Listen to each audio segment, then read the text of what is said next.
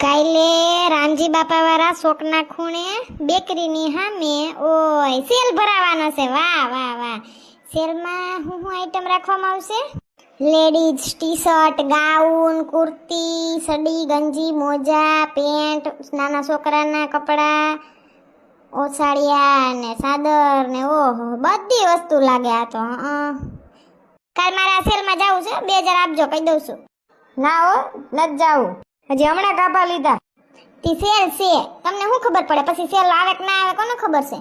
કાંઈ સેલ બેલ હોય નહીં, તમને મામા રમાડે ને તમે બધી મામા રમો. પણ અમારા લેડીઝના ગ્રુપમાં બધું જવાનું છે, મારે તો જવું પડે ને. અટાણે મને લાલુ મેસેજ આવ્યો, ઈ ને પૂછડી કાલ વાયણું જમવા આવે છે, એટલે તારા સેલ બેલ નું કઈ જવાનું કરતી નહીં નથી. હે હાચન? વાહ, મારા ભાઈ ને ભાભી આવે છે વાયણું જમવા, એમ ને? પૂછડી ને લાલુ ને ઓહો. સેલ તો ક્યાં વાંધો છે, સેલ તો એને પછી રવિવારે ભરાવાનો હતો. આ બાજુ ફરીને બેહવાના તમને કોઈ હમ દીધા?